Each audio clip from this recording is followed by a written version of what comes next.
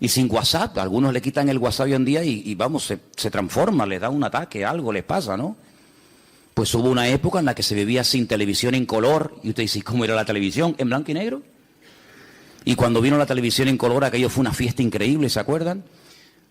Vivimos durante muchos años sin móviles, sin celulares, como algunos los llaman. He dicho en varias ocasiones que cuando hace muchos años vimos a un señor en las Ramblas con una caja así de grande, que era la batería, y descolgaba el teléfono, nos quedamos así mirando, diciendo, ¿y este de dónde salió?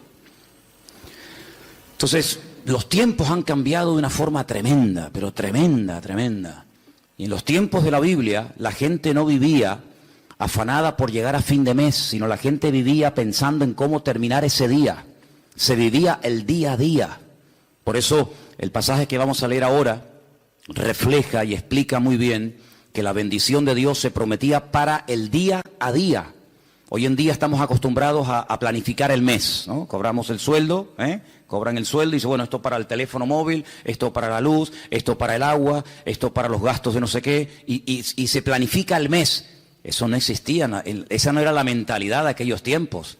La mentalidad era vivir el día a día. Basta a cada día su propio afán o su propio mal, dice otra versión, ¿verdad? Y el pan nuestro de cada día, dánoslo hoy. La famosa parábola de los labradores, cuando van a trabajar a la viña, ¿qué se les pagó? El día de trabajo. Entonces, cuando la gente terminaba el día y decía, hoy he comido, hoy he usado ropa y hoy voy a dormir bajo techo, gloria a Dios. Mañana, como se decía, Dios dirá. Mañana Dios dirá. Pero ¿quién vive hoy en día al día? Nadie. La gente enseguida planifica y la gente hace planes y bueno, el verano que viene me voy a ir de vacaciones a tal sitio o dentro de 3 meses y por eso están las agendas y por eso hay tantas historias. Pero en la Biblia no era así. En la Biblia era vivir el día a día, desde que salía el sol hasta que se ocultaba el sol y ya está. Y hay un pasaje en el Antiguo Testamento, en el libro de Éxodo, capítulo 16, que voy a leer unos versículos para que vean qué interesante esta historia. Y dice, viendo los hijos de Israel, se preguntaron unos a otros, ¿y esto qué es? Ustedes saben la palabra maná, ¿no? Maná. La palabra maná en hebreo significa, ¿qué es esto? Maná. Majú. ¿Qué es esto? Y por eso la palabra maná, que uno dice, bueno, ¿y qué significa? Significa literalmente, ¿qué es esto? Pues dice aquí, cuando vieron aquello, dijeron, ¿qué es esto? Porque no sabían qué es lo que era. Entonces Moisés le dijo, este es el pan que el Señor os da para que coman.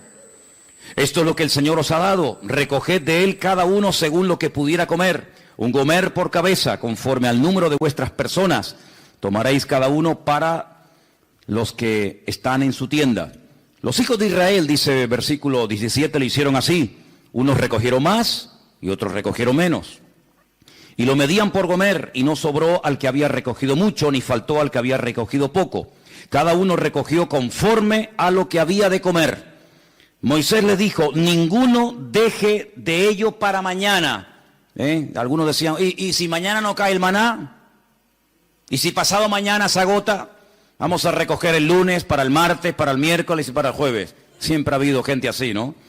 Pero el Señor le dijo, no, ellos no obedecieron a Moisés. Algunos dejaron de ello para otro día y crió gusanos y hedió. Y se enojó Moisés contra ellos. Era una falta de fe. Creer que al día siguiente el Señor no iba a derramar su fidelidad era una falta de fe.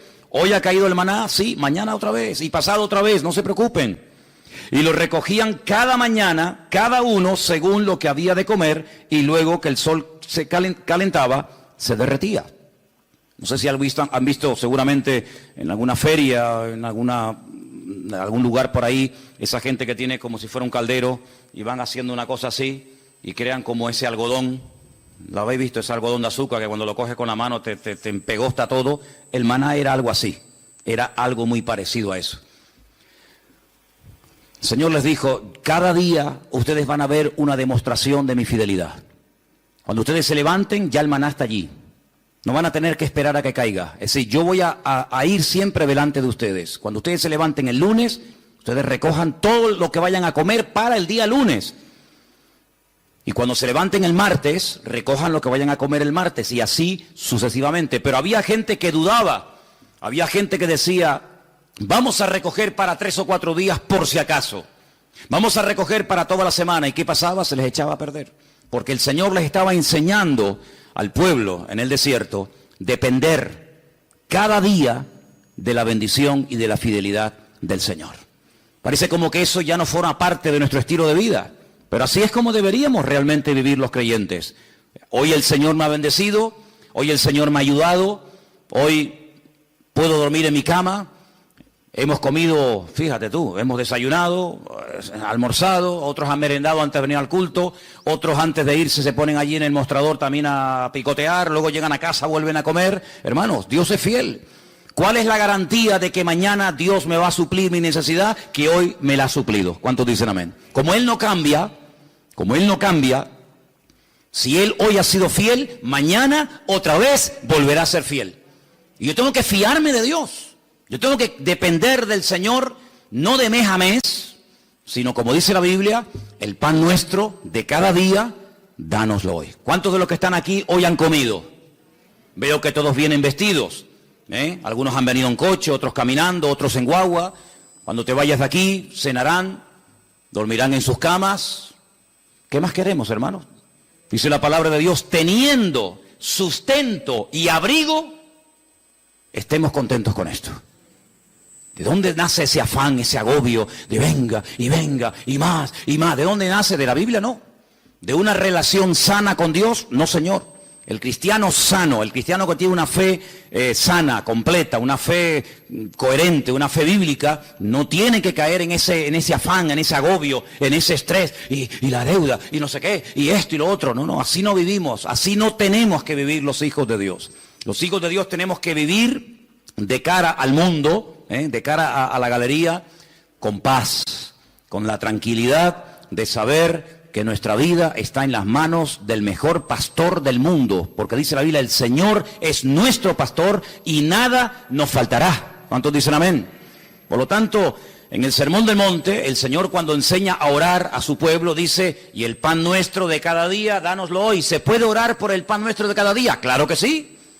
Pero en ningún momento tenemos que estar preocupados por los próximos 15 días, por la próxima quincena, por el próximo mes. Eso no es bíblico, eso no es bíblico. El Señor quiere que aprendamos a depender de Él, a confiar en Él cada día, sin preocupaciones, sin agobios, sin estrés. Ya sé que esto a lo mejor suena a locura. Ya sé que la gente de la calle, la gente que no tiene a Dios, pues no viven así. Pero es que usted no tiene que imitar al mundo, usted tiene que imitar al Señor Jesucristo y obedecer su palabra. Hay un texto muy interesante que yo lo he leído muchas veces, de hecho no quiero exagerar, pero casi a diario lo leo, y se encuentra en Deuteronomio. Es un pasaje buenísimo, buenísimo, que de vez en cuando pienso yo que deberíamos de leer. Está en Deuteronomio capítulo 8, del versículo 11 en adelante. Es buenísimo este pasaje, de verdad que es una bendición de Dios el poder tener esto en nuestras manos. Dice, cuídate de no olvidarte del Señor tu Dios. Y yo pregunto, ¿y se puede acaso alguien olvidar de Dios?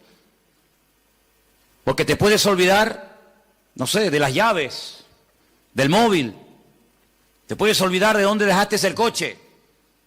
Yo me acuerdo hace años, venía por la calle esta de la iglesia con el casco de la moto en la mano.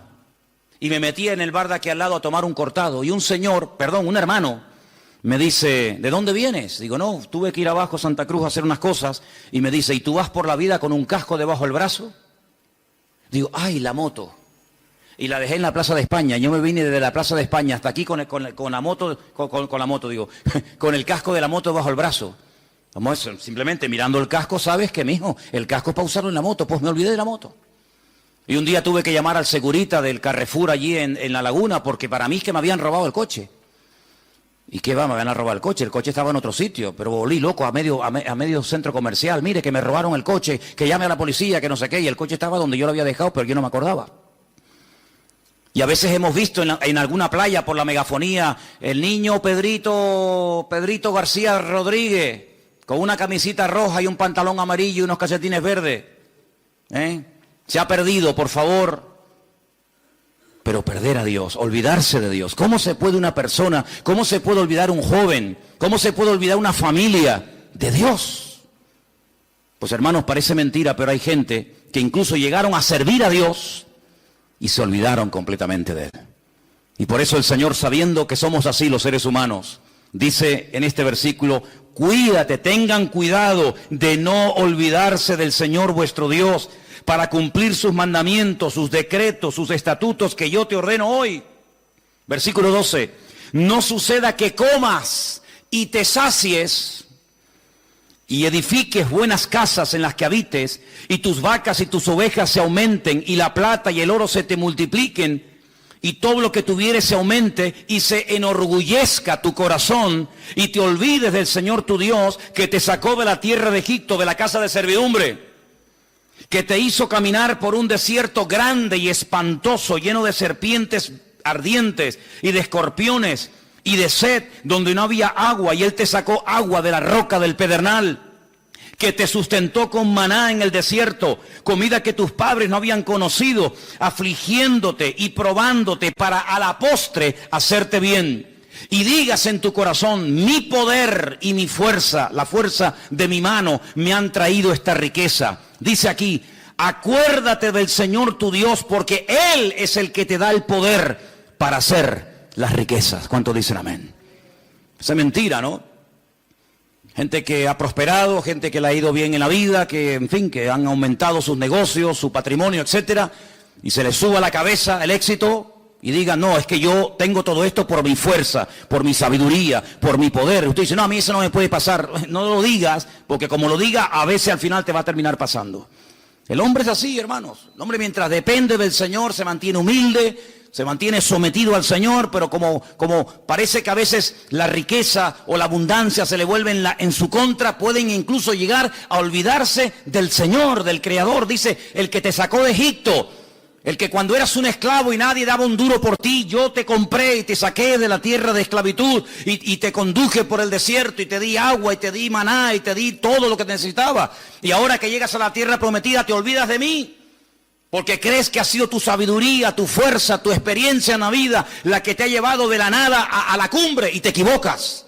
Ten mucho cuidado y guarda tu corazón, dice la Biblia, porque soy yo el que te da la sabiduría, soy yo el que te da el poder para hacer las riquezas.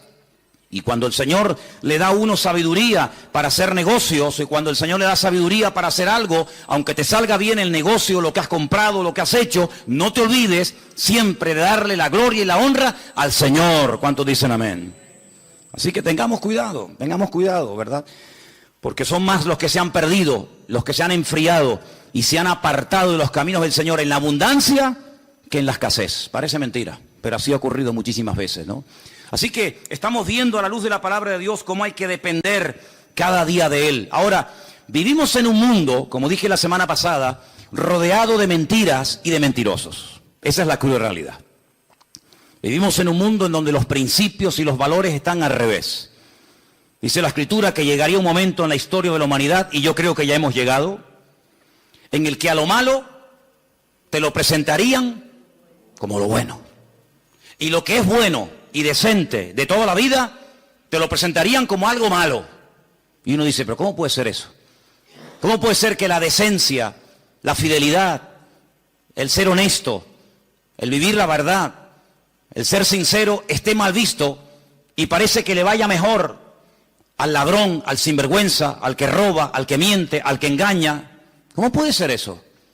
¿Cómo puede ser que personas por no pagar a lo mejor una pequeña cantidad le embarguen lo que tienen, y personas que han robado millones se estén pegando la gran vida y salgan en televisión y viajen por aquí y compren por allá? ¿Cómo puede ser eso? Bueno, son los últimos tiempos, tiempos en los que a lo dulce lo presentarían como salado y a lo salado como dulce, dice la Biblia.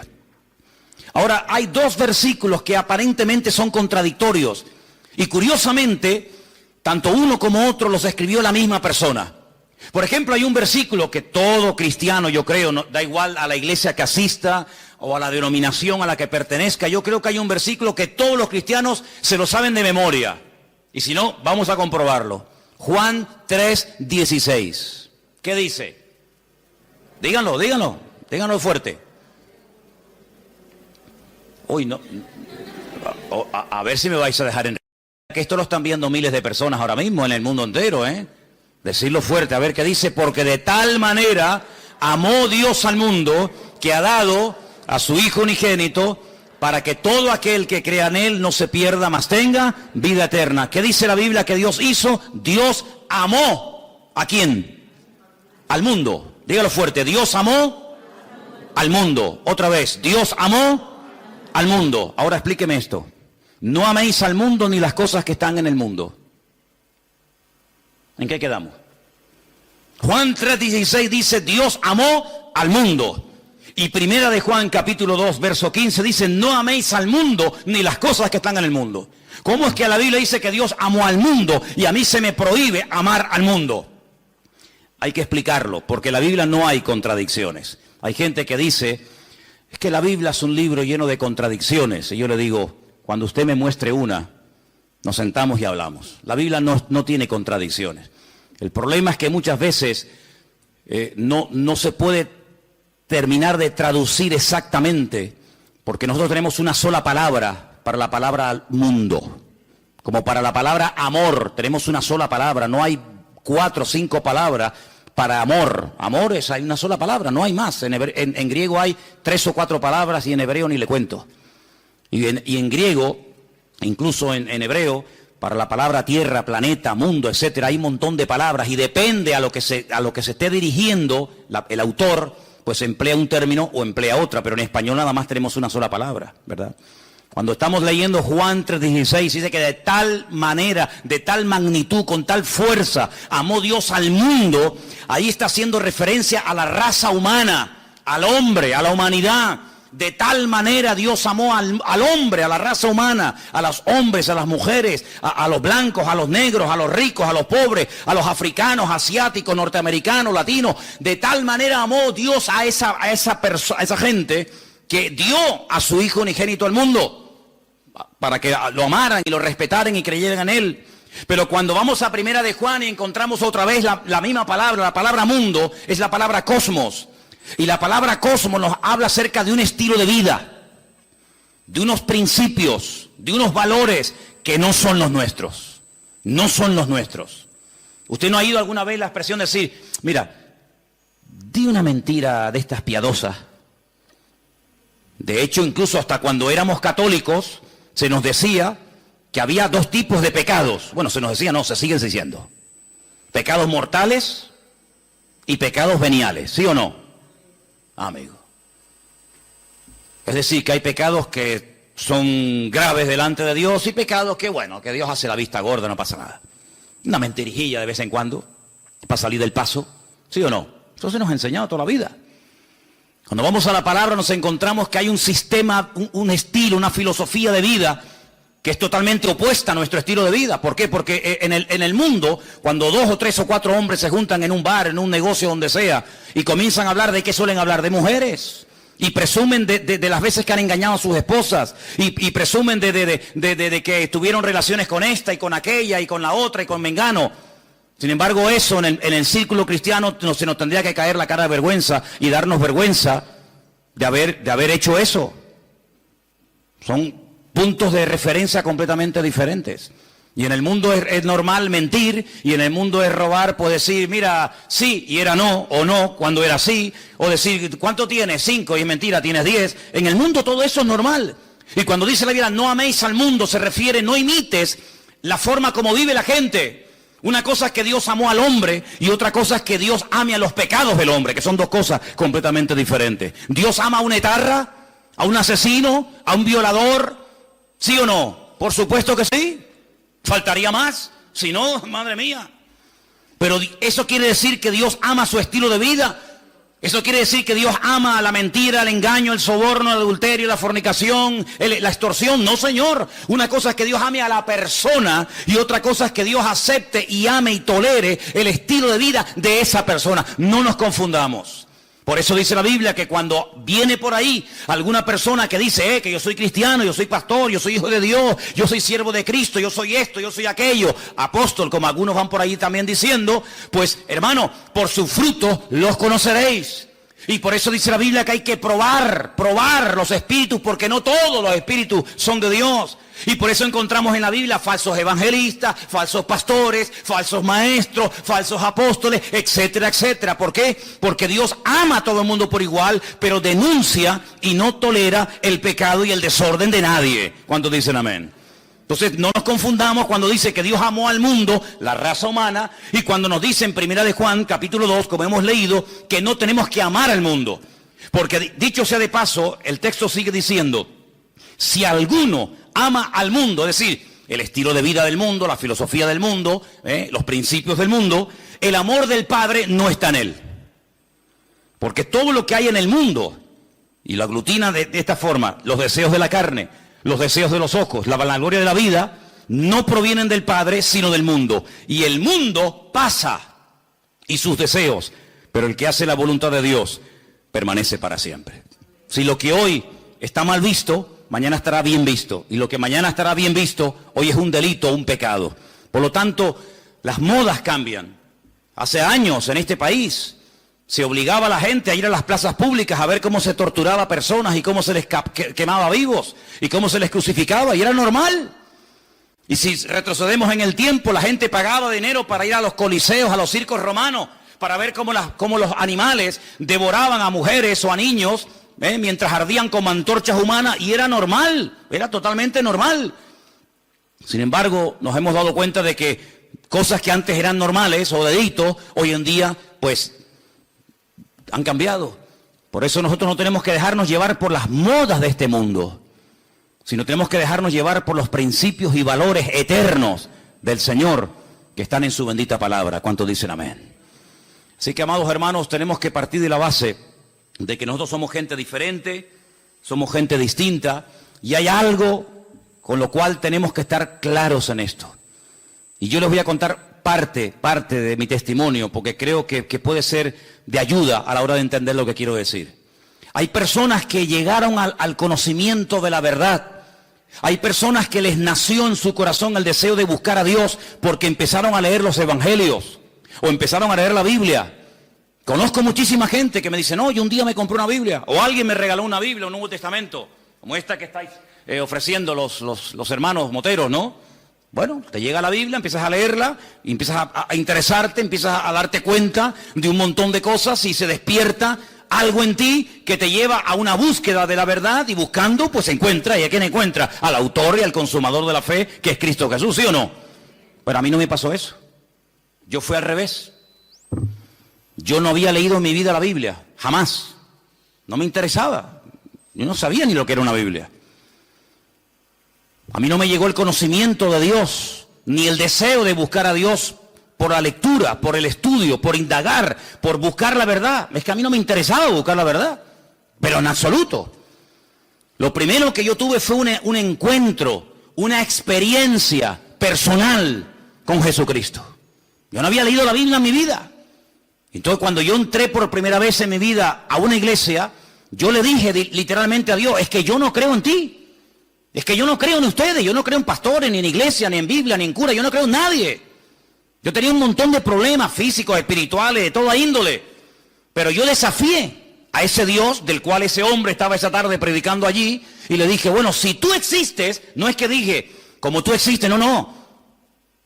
Si tú existes, ayúdame a salir de este infierno en el que yo estoy. Y cambia mi vida, y ayúdame, y libérame, etcétera, etcétera. Y Dios lo hizo. Y mucho tiempo después, o unos meses después, comencé a leer y a leer y a leer y a leer y a estudiar y a memorizar capítulos y capítulos de la Biblia. Y a través de la Biblia, pues claro, lógicamente fortalecí mi fe. Pero no fue primero la teoría y después la práctica. En mi caso fue al revés. Primero fue la experiencia, la práctica, y luego fue el conocimiento. Y por eso hay muchas personas que a veces titubean, porque claro, comenzaron a leer la palabra y después tuvieron una experiencia personal con Cristo. Pero cuando uno tiene una experiencia personal con Cristo, a mí no me mueve nadie de la fe que yo tengo en el Señor. Porque a mí los demonios que tenía no me los sacó ningún pastor, a mí me los sanó directamente mi Señor Jesucristo. Y el que me transformó la vida no fue una predicación de un reverendo o de un apóstol, o como radio se llame, sino que directamente mi Señor y mi Dios me liberó y me transformó y me rompió completamente. y después comencé a leer su palabra. Y por eso hay gente que lee la palabra y después tienen la experiencia, si es que la llegan a tener, y por eso a veces dudan de haber interpretado correctamente el texto y lo habré interpretado mal, y en vez de resulta que era así, resulta que era asado. Yo no tengo la más mínima duda. Yo he hablado con budistas, he hablado con gente que practica el Islam, he hablado con rabinos judíos de todo tipo, cerrados, abiertos, de toda índole. Y yo cada día estoy más firme en mi fe, porque a mí el conocimiento y la experiencia no me vino por lo que leí ni por lo que me enseñaron. Es que yo tuve un encuentro personal con Cristo, yo era ciego y ahora veo. Entonces, cuando una persona tiene un encuentro personal con Cristo, que digan lo que digan, que hagan lo que hagan, que pase lo que pase, yo sé en quién he creído. ¿Cómo voy yo a negar que soy blanco?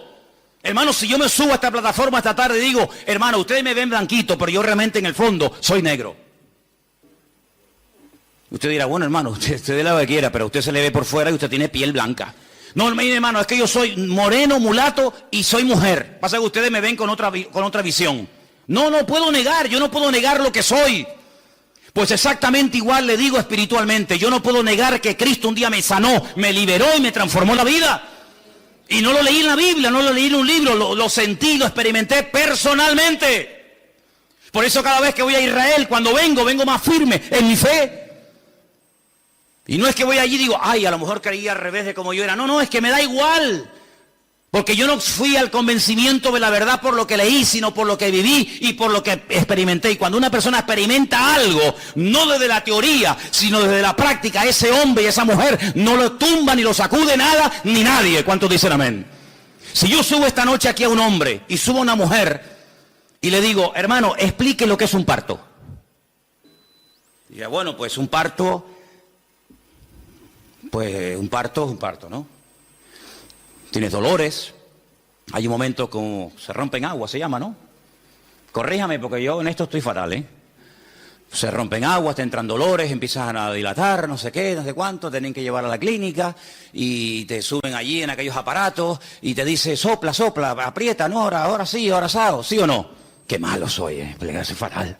Asuman ustedes una mujer aquí que haya parido y dice, mira Manolo, cállate la boquita, anda. Un parto no tiene nada que ver con lo que tú has dicho. Tú estás hablando desde la teoría, desde lo que has oído, de lo que te han contado. Pero yo he parido. Y un parto es esto y esto y esto. ¿Quién puede dar mejor una información de lo que es un parto? ¿Yo? ¿O una mujer que ha parido? Evidentemente una mujer que ha parido. Porque no lo habla desde la teoría. Lo habla desde la realidad. Desde el dolor. Lo habla desde la sensación de haber tenido esa criatura en su vientre y de haberlo sacado y ver la realidad de lo que es un parto. Y exactamente igual ocurre, amados hermanos. Hay gente que habla de Dios desde la teoría. Que si Dios es así, que si Dios es asado, que si no sé qué. Que hablas con un judío, te dice una cosa. Hablas con un musulmán, te dice otra. Hablas con un evangélico, te dice una cosa. Hablas con un mormón, te dice otra cosa. Hablas con un budista, te dice no sé qué. Y entonces tú dices, Dios mío, pero cada uno tiene una opinión diferente. Pero todos tienen la razón. No puede ser que los musulmanes digan que Dios no tiene un hijo y que los cristianos digan que Dios sí tiene un hijo. ¿Quién tiene la razón? ¿El musulmán o Dios? ¿O el cristiano? Porque yo pregunto, ¿Dios tiene un hijo o no tiene un hijo? Porque si no tiene Dios un hijo, entonces los musulmanes tienen razón. Pero si Dios tiene un hijo que se llamó Jesucristo, o Yeshua HaMashiach, y vino a este mundo a morir en una cruz y resucitó al tercer día, entonces este no dice la verdad la está diciendo este hombre. La pregunta que muchas veces me han dicho es, ¿cómo es posible que un pueblo tan culto, tan sabio, tan preparado, personas que están todo el día desde que se levantan, créanme, desde que se levantan hasta que se acuesta, leen y memorizan y aprenden, y me refiero al pueblo de Israel, ¿cómo es posible que ellos no crean que Jesucristo es el Hijo de Dios? Porque te explican otra cosa y te quedas con la boca abierta y te dicen arriba y abajo y el verbo, el ifil, el ipalel, el pual y te explican todas las conjugaciones del verbo. Pero cuando hablamos de Jesucristo no tienen ni idea. Y uno dice, ¿cómo es posible que nosotros que no hemos sido criados en este ambiente, por lo menos yo, tengamos las ideas más claras y podamos explicar no desde la teoría de un libro, sino de la experiencia personal, quién es y quién no es Jesucristo?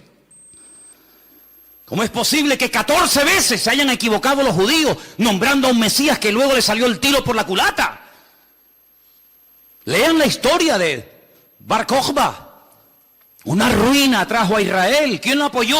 Uno de los rabinos más grandes en la historia de Israel, Rabí Akiva. Un hombre que fue capaz de morir torturado. Dice que mientras lo quemaban los romanos en el 100 y pico después de Cristo, con pinzas le arrancaron la piel y todos los trocitos de piel que le quedaban con un cepillo de púas se la arrancaron. ¿Cómo es posible que un hombre que murió de esa manera torturado dijera que Jesucristo fue un impostor? Y después tuvieron a otro llamado Sibitai. Y ese fue una ruina total porque la mayoría de los judíos del mundo entero lo reconocieron como el Mesías. Y al final, cuando lo apresaron los turcos, cuando lo prendieron los musulmanes, le dijeron: o claudicas de esto o te matamos. Y se convirtió al Islam. Y todavía ni se han recuperado. ¿Y cómo es posible que hace unos años, en todas las calles de Israel, en los taxis, en las guaguas, en los colegios, en la radio, en la televisión, por todas partes había pancartas: que viene el Mesías, que viene el Mesías, que viene el Mesías, el viejito Lubavitch, un viejito así chiquitito, ese es el Mesías? Y resulta que se murió, y todo el mundo dice: uy, ¿ahora?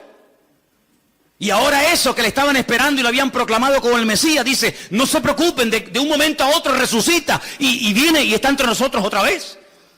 Y yo digo: Dios mío, ¿cómo es posible que esa gente tan culta y repito, tan sabia y que profundiza tanto la Escritura se hayan equivocado tantas veces? No una, ni dos, ni tres, ni cuatro, muchas veces, proclamando a falsos Mesías. Bueno, es que eso está escrito. Eso no es producto de la casualidad. Es que eso ya lo profetizó el Señor en el libro de Isaías capítulo 29. Y quiero leértelo para que veas, es algo impresionante. Que lo que les ha ocurrido estaba escrito, estaba profetizado. Y no nos tiene que sorprender. Y dice en Isaías capítulo 29, a partir del versículo 10, ceguera e hipocresía de Israel. Fíjate qué curioso el capítulo, ¿no? Yo sé que los nombres de los capítulos no son, digamos, inspirados, originales, pero solamente se le llama a este capítulo la ceguera espiritual de Israel. Y mira lo que dice aquí. Porque esto se escribió antes del nacimiento de Cristo, no se escribió en el Nuevo Testamento. Ah, claro, eso lo escribió Pablo, lógico. Es normal que Pablo o Pedro o Juan o Santiago o Mateo digan eso. No. Esto lo escribió Isaías antes del nacimiento de Cristo. Cómo él proféticamente recibe la revelación de cómo iba a actuar esa gente. Y dice así: porque el Señor derramó sobre vosotros espíritu de sueño. Esto es un judío hablándole al pueblo de Israel. Dios derramó sobre vosotros espíritu de sueño y cerró los ojos de vuestros profetas y puso velo sobre las cabezas de vuestros videntes. Ah, ahora entiendo. Ahora entendemos, claro. Y os será toda visión como palabras de libro sellado. Por eso leen y leen y leen y leen y memorizan y aprenden y no entienden.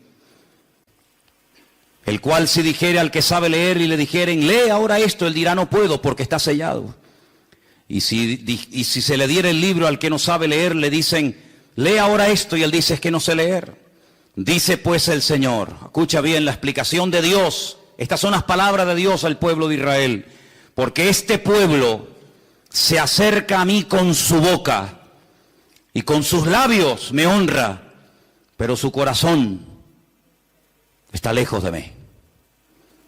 Y su temor de mí no es que un mandamiento de hombres, como dice otra versión más cercana al original, un mandamiento enseñado y aprendido de memoria, que les ha sido enseñado. Por tanto, he aquí que nuevamente excitaré yo la admiración de este pueblo con un prodigio grande y espantoso, porque perecerá la sabiduría de sus sabios y se desvanecerá la inteligencia de sus entendidos. Ahora puedes ver cómo un niño en la escuela dominical, un domingo a la tarde, es capaz de ver en Juan capítulo 1, cómo el Verbo, que en un principio era Dios, se hace hombre, se humana, se encarna y habita entre nosotros y vemos su gloria. Y no tiene ningún problema en aceptar eso. Y después te encuentras a un hombre que lleva 70, 80 años de su vida leyendo 16 horas por día la Biblia, por la mañana hasta por la noche. y es incapaz de ver a Cristo en las Escrituras. ¿Por qué? Porque el profeta Isaías dijo: en los últimos tiempos derramaré un espíritu de ceguera en vuestros videntes, en vuestros profetas, en vuestros sabios, de tal manera que van a leer y dice como que no lo puedo leer porque no lo entiendo. Es como si estuviera sellado. Increíble, increíble. Ya sabemos que en los últimos tiempos el Señor tratará de una forma especial. Pero lo importante es que todos y cada uno de nosotros valoremos el hecho de haber podido entender el Evangelio, porque haber entendido el mensaje, el propósito por el cual Cristo vino a este mundo nos ha cambiado la vida, ¿sí o no? Cuando una persona encuentra la verdad, yo no tengo que buscar nada más, créame, yo no tengo una insatisfacción diciendo: oye, estaré en la verdad, me habré equivocado, me habrá engañado esta gente. Y a veces resulta que yo he creído en esta iglesia evangélica y ahora resulta que estoy en la mentira, me he metido en una secta, me están comiendo el coco. A veces resulta que en vez de este camino era el otro. Ay, madre mía. Es que yo sé en quién he creído. Yo no me convertí a la iglesia evangélica. Yo no soy representante de la iglesia evangélica. Yo soy embajador de Cristo y Cristo fue el que cambió mi vida. Y me reúno aquí porque con ustedes me siento a gusto y porque creo que todos tenemos una experiencia en común. Pero si así no fuera, probablemente buscaría otro lugar donde poder congregarme. Pero no porque me haya convertido a una iglesia llamada iglesia evangélica. Yo no me he convertido a nadie, ni he cambiado de religión. Yo he pasado de muerte a vida, porque Cristo ha perdonado todos mis pecados y de ahí no me muevo ni a palo. ¿Cuántos dicen amén? Y por eso tenemos que tener bien claro, ahora que se nos está yendo el año, ahora que estamos llegando a la recta final, ¿estás hoy más firme en tu fe que el 1 de enero? ¿Estás hoy más firme, más bien anclado en las cosas del Señor que hace 4 o 5 meses atrás? Espero que sí. ¿Cuántos dicen amén? Quiero leerles un versículo en esta tarde.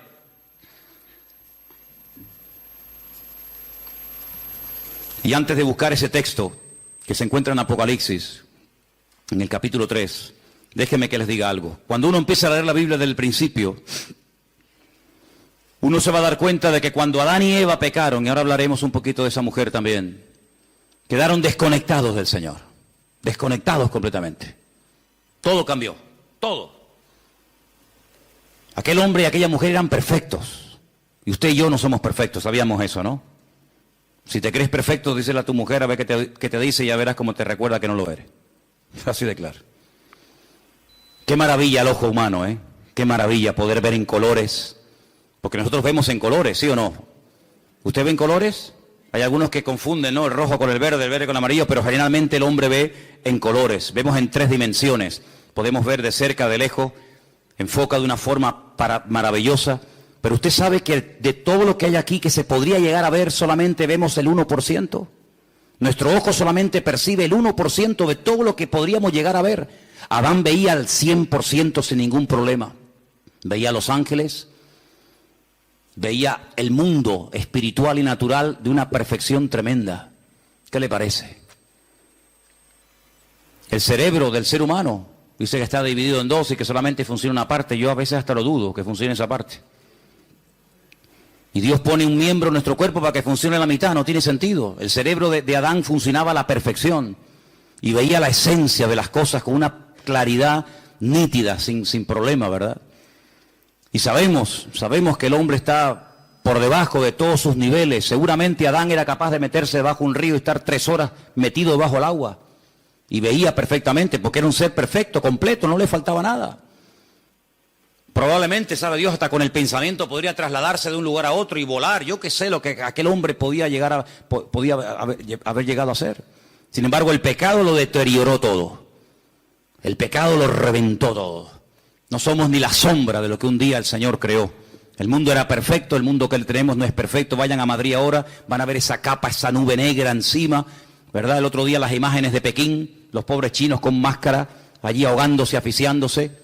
Este mundo no tiene nada que ver con el mundo perfecto y maravilloso que el Señor creó. Pero a pesar de la rebelión y del pecado del hombre, Dios proveyó un sistema, y eran los sacrificios. ¿Y qué hace Abel? Presenta un sacrificio, ¿para quién? Para él.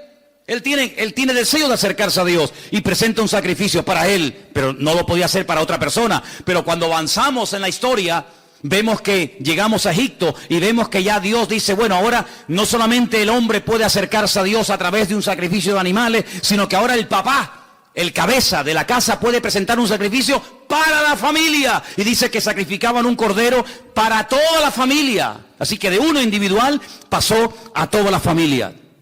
Y después resulta que cuando seguimos avanzando en la relación con el Señor, encontramos que una vez al año se mataba un cordero para toda la nación. Así que pasamos de uno, pasamos a la familia, y de la familia pasamos a la nación. ¿Pero de qué nación estamos hablando? De la nación de Israel. ¿Y todas las demás? No entran, están fuera del pacto, están fuera. Pero cuando vino el Señor Jesucristo, ¿por quién vino a morir? Por toda la raza humana. Y ahí entramos tú y yo, queridos hermanos, los que estaban, los que aún no habían nacido.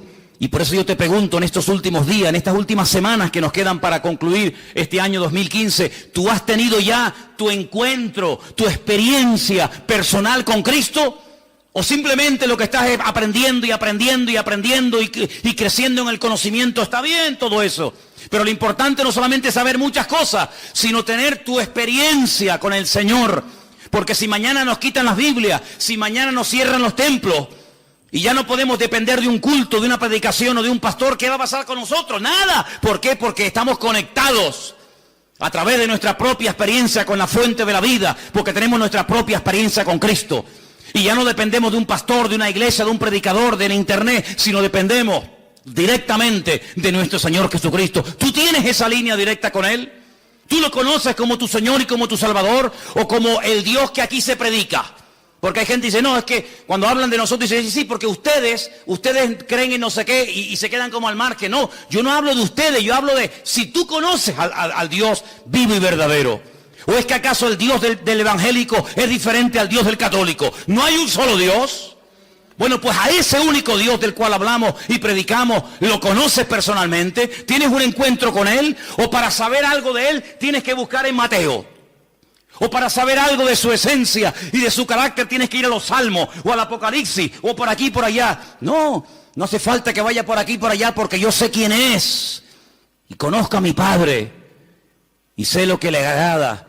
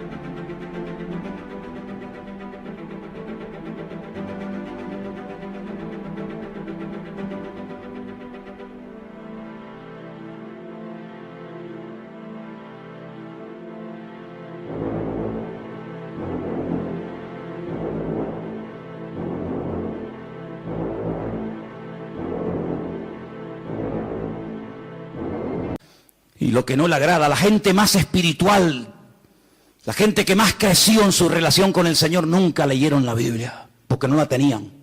Abraham no leyó nunca la Biblia. Jacob, Isaac, José, personas que nunca leyeron la Biblia, pero ellos conocían a Dios, no por lo escrito, sino por lo que habían experimentado. Y José era capaz de rechazar a la mujer de Potifar, diciendo, ¿cómo voy yo a pecar contra mi Dios? Pero hijo, ¿dónde está escrito que eso es pecado? Aquí en mi alma está escrito, porque yo conozco la voz de mi Señor y sé lo que le agrada y lo que no le agrada, aunque nunca haya leído la Biblia y aunque nunca me haya congregado en ninguna parte. Yo conozco a mi Dios y sé que a mi Dios eso no le agrada.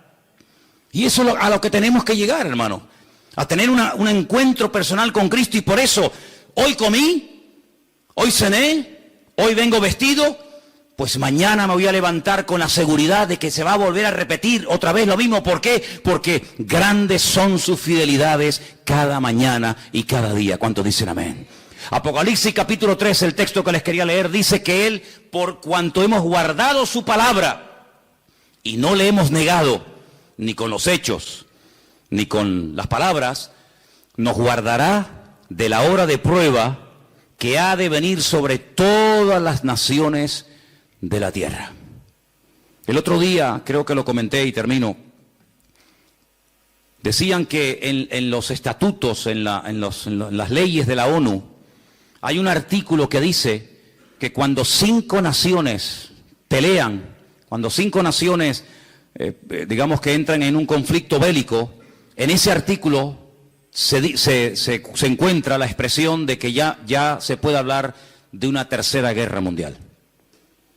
En este momento hay 10 naciones, no 5, 10 naciones peleando contra un enemigo en común. Y por eso ellos dicen que oficialmente ya se puede decir, ya se puede declarar que estamos ya en una tercera guerra mundial, donde Inglaterra, Francia, Estados Unidos, Rusia, Arabia Saudita, etcétera, etcétera, ya han entrado en un conflicto que no tiene marcha atrás. Estamos en la recta final no solamente del 2015, estamos en la recta final de la historia de la humanidad.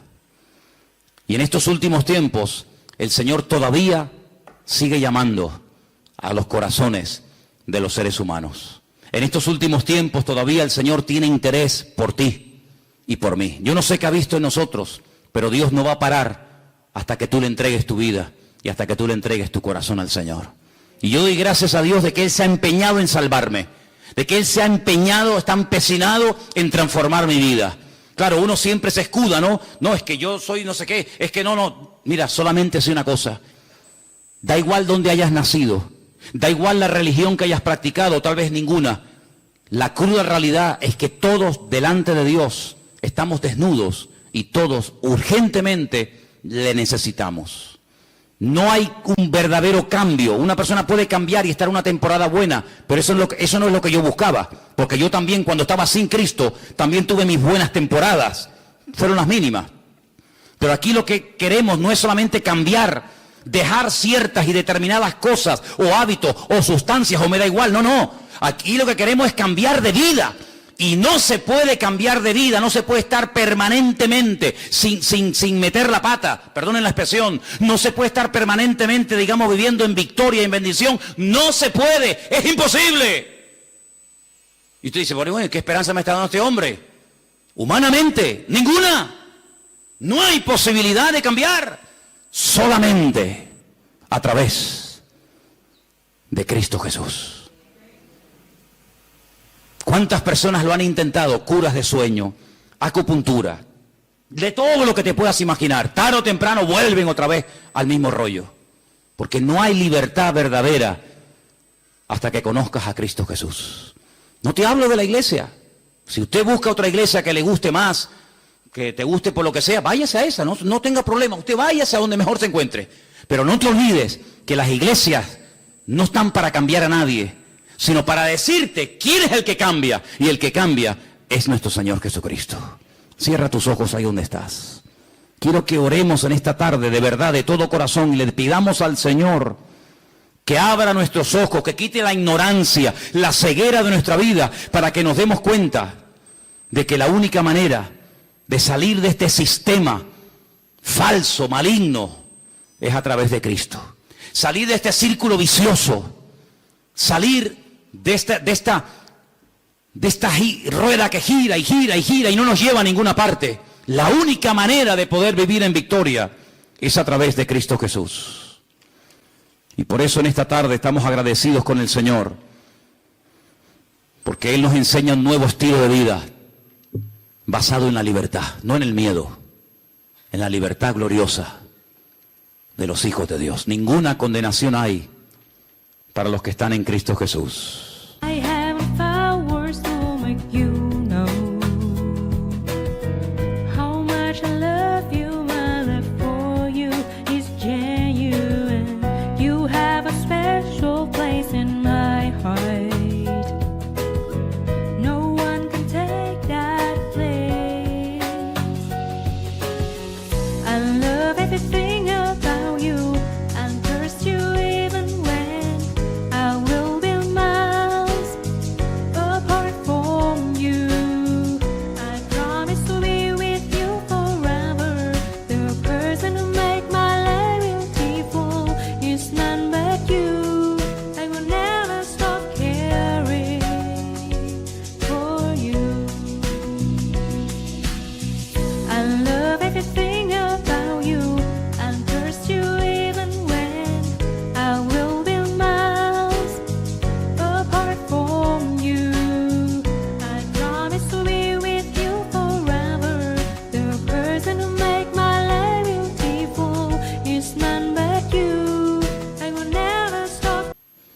Por eso en esta tarde queremos acercarnos al Señor con la fe y con la seguridad de que se puede vivir en paz y en victoria si ponemos nuestra confianza en el día a día, en ese Dios que ha prometido ayudarnos todos los días hasta el fin del mundo. Aleluya.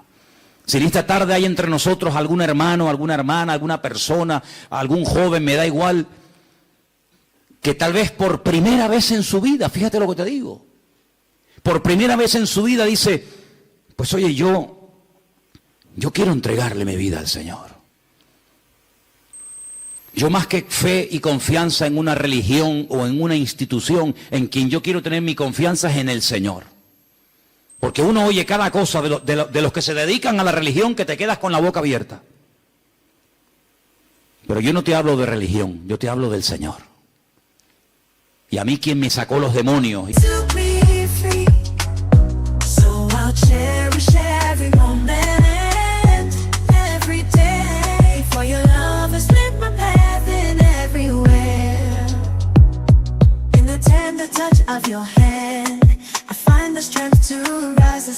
Through every trial, every tear we've shed, your love's been the shelter where I find my bed. For your love's been my anchor in life's stormy seas, a beacon of hope guiding me to be free. So I'll cherish every moment and every day, for your love has lit my path in every way. With gratitude in my soul, I'll sing this song. For the love we share is steadfast and strong. Quien me cambió la vida fue mi Señor, no una iglesia ni un pastor. Y yo te hablo de ese Señor que te ama y te quiere liberar y te quiere bendecir. Si tú le quieres entregar tu vida a Él, ahora es el momento y el lugar idóneo para decir, yo le entrego mi vida a Jesucristo. ¿Hay alguien? ¿Quieres levantar tu mano y oro por ti un momentito? ¿Alguien le quiere entregar su vida al Señor por primera vez? Dios te bendiga. Dios te bendiga, valiente. ¿Alguien más? Alguien más que dice, yo también le quiero entregar al Señor mi vida. Y quiero pedirle, Dios le bendiga. Gloria a Dios. ¿Alguien más? Dios le bendiga a ti también. Gloria a Dios. Hay 4 personas esta tarde que han levantado su mano, 5, bendito Dios, que le están diciendo al Señor, Señor, yo quiero cambiar de vida. Ahí donde estás, no hace falta ni que te levantes. Yo quiero pedirle a toda la iglesia que me ayude en esta oración. Repitan conmigo, Señor Jesús, en esta tarde te damos gracias porque tú nos has amado y diste tu vida por nosotros. Señor, perdona todos nuestros pecados, transforma nuestra vida. Yo quiero cambiar, yo quiero ser libre de toda atadura y por eso te pido perdón, Señor. Y pido que tú entres en mi vida. Quiero ser un hijo tuyo, Señor. Quiero que me liberes, quiero que me salves, Señor. Y que me dé fuerzas, Dios mío, dígalo, que me dé fuerzas, Dios mío, para seguirte todos los días de mi vida. Yo acepto a Jesucristo, dígalo conmigo, yo acepto a Jesucristo, yo recibo a Jesucristo como mi Señor y como mi Salvador personal. Quiero tener un encuentro, dígalo, quiero tener una experiencia personal contigo, mi Señor. Ayúdame a partir de hoy a cambiar, a caminar en victoria con la bendición del Señor. Me rindo a ti, dígalo, me rindo a Jesucristo. Renuncio al mundo, al pecado y al diablo. Y confieso que a partir de hoy Jesucristo será mi Señor y mi Rey.